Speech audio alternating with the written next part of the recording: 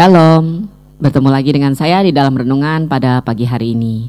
Nah, sebelum kita mulai, kita berdoa ya. Yuk, Bapa di surga, terima kasih Tuhan untuk waktu, kesempatan pada pagi hari ini.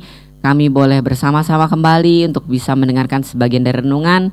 Biar Tuhan urapi hamba-Mu yang menyampaikan, sehingga apa yang hamba sampaikan itu memang bisa menjadi berkat, bisa menjadi penolong Bapa di dalam kehidupan kami hari ini. Dan juga Tuhan, biar kami juga bisa mempunyai fokus, konsentrasi dalam mendengarkan renungan, sehingga ini juga bisa menguatkan kami jadi bekal Bapa buat hidup kami hari ini. Terima kasih Tuhan, segala kemuliaan bagi nama-Mu, hal Yesus, amin. Shalom saudara, renungan saya kali ini saya beri judul asumsi yang melemahkan. Ya. Dan hari ini saya nggak bakalan bawa tentang ya istilahnya renungan yang bagaimana. Yang hari ini akan saya bawakan adalah sebuah cerita yang merupakan juga kesaksian hidup saya. Jadi saudara, mama saya kan udah meninggal. Dia mengalami sakit lumayan lama lah ya. Udah di atas ya total dia sakit mungkin udah 7-8 tahun sampai pada akhirnya meninggal. Bersyukurnya mama saya itu meninggal dengan kondisi dia udah terima Tuhan Yesus sebagai Tuhan dan Juru Selamat. Cuma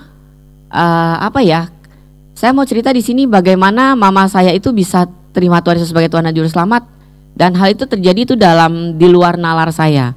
Jadi saudara, papa mama saya itu orangnya, kalau saya boleh bilang tepatnya papa saya terutama, itu tuh boleh bilang ateis. Dia tuh benar-benar gak percaya banget sama Tuhan. Dia itu menyandarkan diri pada kekuatannya sendiri. Buat dia asal kita hidup baik gitu kan, itu udah oke. Jadi dia gak percaya sama Tuhan. Jadi dia gak pernah mau mengizinkan kami anak-anaknya untuk ngajak dia terima Tuhan gitu kan. Nah begitu juga dengan mama. Kita pernah bilang sama mama, Mama mau gak? Kepikiran gak buat jadi Kristen, terima Tuhan sebagai Tuhan Juru Selamat? Mama saya bilang begini, kalau papa lu mau, gue ikut. Nah saudara, kalimat mama saya yang seperti ini itu tuh menjadi sebuah pecut ya, kalau saya boleh bilang buat saya, bahwa sebenarnya saya melihat mama saya itu bisa terima Tuhan sebagai Tuhan dan Juru Selamat.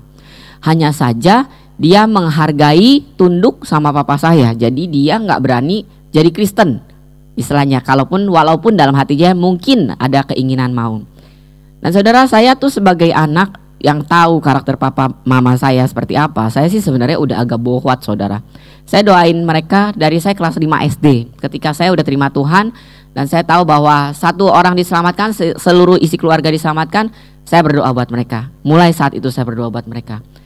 Sampai sekarang saudara, kelas 5 SD berarti kan saya anggap umur 11 tahun ya. Sekarang saya berarti udah berdoa selama 35 tahun 34 tahun 33 tahun tepatnya waktu sampai mama saya bertobat. Sekian waktu saudara saya gunakan untuk supaya mama saya bertobat. Dan saudara, kalau saudara bisa bayangkan ya, waktu itu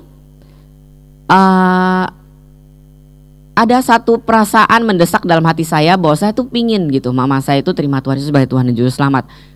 Itu terjadi pada saat mama saya dirawat. Dia jatuh dari tangga dan ternyata tuh ada pendarahan di dalam yang ngerembesnya lama. Jadi setelah kejadian itu 2 bulan baru ketahuan gitu kalau itu tuh ternyata ada rembesan darah dan jadi penumpukan darah di otaknya. Akhirnya dia dirawat. Dan saya bilang, Tuhan, saya nggak tahu apakah Tuhan mau panggil mama pada saat ini, karena kondisinya itu memang udah parah. Dia masuk di ICU khusus kayak geger otak gitu kan. Saya menurut asumsi saya saudara, itu kayaknya mama itu udah susah kemungkinannya bisa selamat. Saya nggak tahu lagi tuh gimana cara bisa doain supaya mama bisa terima Tuhan sebagai Tuhan Juru Selamat. Saya sempat ngobrol sama Tante Win sama Sheila kalau nggak salah, saya lupa, berdua di antara mereka itu. Dan mereka ngomong sama saya bahwa Ci, ajak doa Aliang sama Ing. Aliang sama Ing itu adik-adik saya. Akhirnya saya ngajak mereka doa bareng saudara.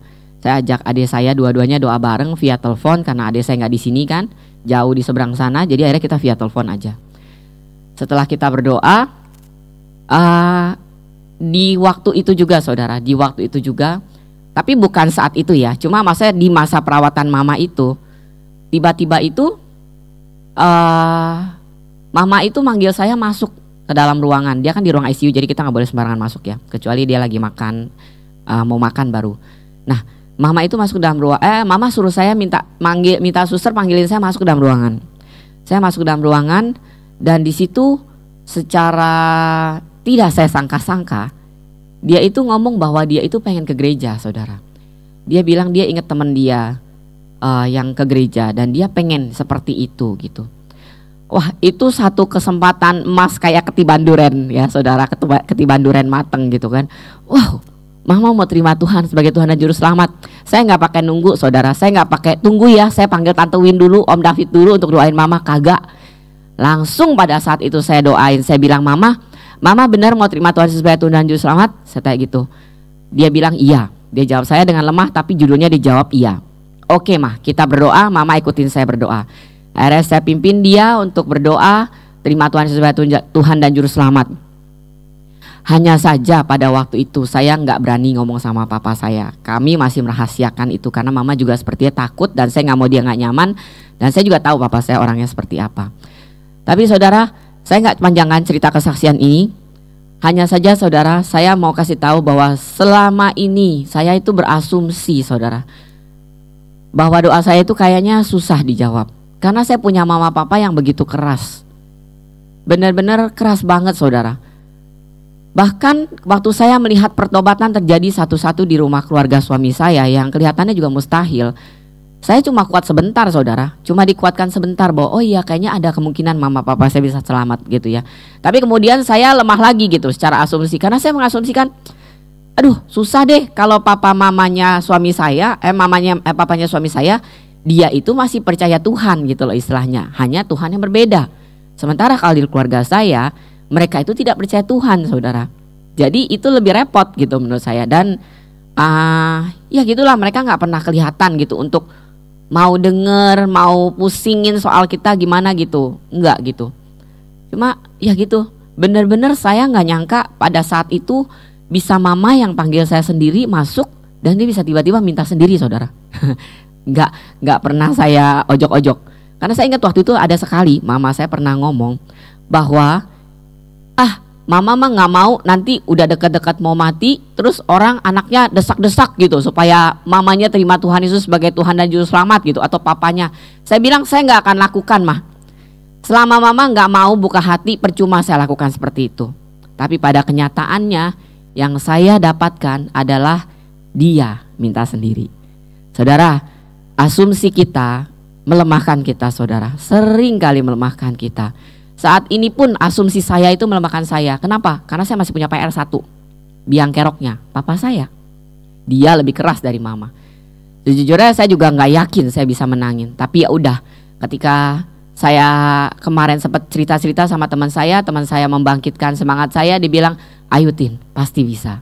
Dan saya belajar untuk menepis semua asumsi saya, menyatakan bahwa hal itu mustahil. Buat Tuhan gak ada yang mustahil. Jadi jangan mau asumsi melemahkan hidup kita.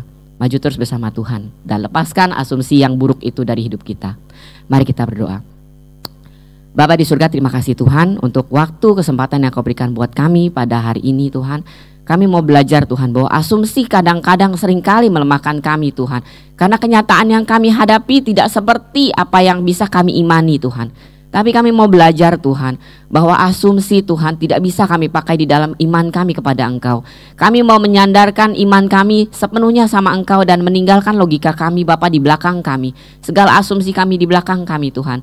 Sehingga kami mau biarkan Engkau bekerja sebebas-bebasnya dan menyatakan mujizat-Mu di dalam kehidupan kami Tuhan. Terima kasih Bapa, segala kami bagi nama-Mu, Hal Yesus, amin. Shalom, Tuhan Yesus memberkati.